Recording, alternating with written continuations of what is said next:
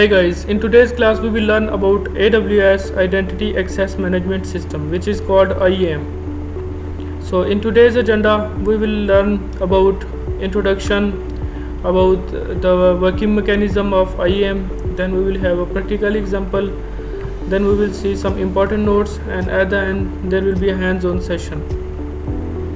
So first of all, about the introduction of IAM, it's a permission system that regulates access to the AWS resources. It allows different types of permissions to be assigned to different type of user groups. It can be used to access for auditing purposes using the CrowdTrace service. Next, to know about the working mechanism of IAM, there are the key principles. The first one is users, then groups, then roles, and finally there are policies. To know about in detail what are the users, users are the individuals that receive personalized logins and that use the system. Then there are groups. Groups are the collection of the users. And then there are roles. Roles are a collection of policies. And finally, what are the policies?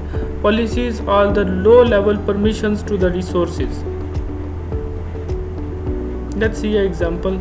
Okay, so first of all, to know it better about the example of AWS IAM, first of all, let's see, here are groups. We can divide different types of groups, like there is a development group, there is a quality assurance group, there is a finance group. Then these groups are comprised of different types of user. As you can see from images, these are the individuals. Then there are the roles. Let's see, in this case there is a role of S3 buckets, read and write. Then finally there are policies. Policies are JSON documents that are comprised of different types of statements that may grant the access or to the different AWS resources. Like in this JSON, as you can see, this is an IAM policy. These are the statements. So a variant for this is 2012 October and 17. And in statement we write different types of, like in this effect we write it's allow or not. In action we write which type of resource we are going to access. We are going to give the permissions for different actions, and in resources we just give the ARN of the AWS resource. So some important notes are like up to 5k users that are created, that can be created, and in one group users can be member up to 10 groups. So one user can be member of max 10 groups. So users have no permissions by default. Whenever you create a new user, there are no permissions that are created by default. So below these are the recommendations by the AWS, that you have to like delete your root user access keys. Never ever use your root user. This is the recommendation by AWS. Then activate multi-factor authentication on your root account. Then this is another major note that is to be like considered for AWS IAM service.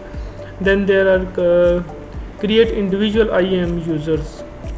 For each user specify some permissions and then create some new individual user accounts.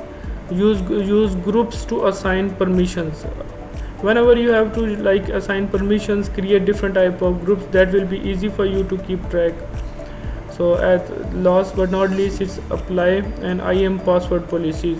Always use some strong password policies so that your account will be safe from hacking another type of threats.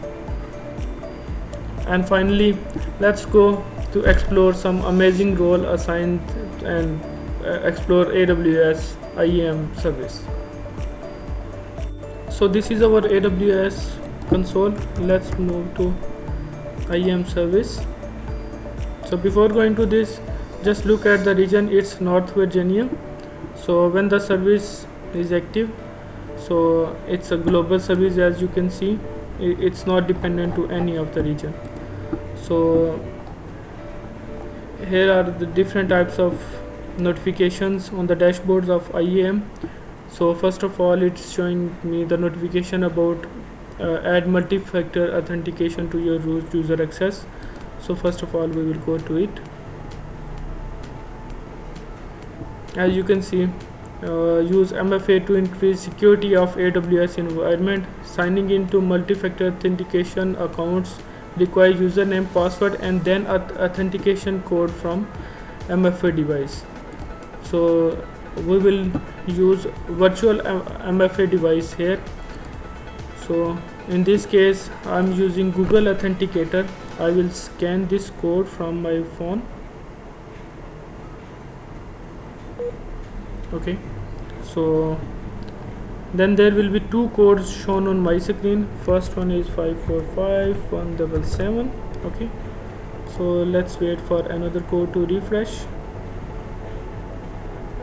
Okay, here we go. Second code is 866787. So this is assigned. As you can see, my MFA is allotted to this.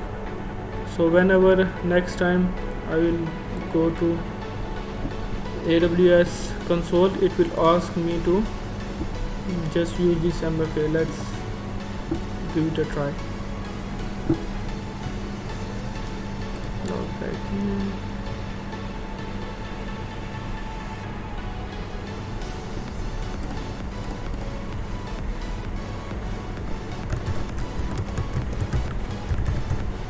This is our password. As you can see, we have to go to our phone to see MFA.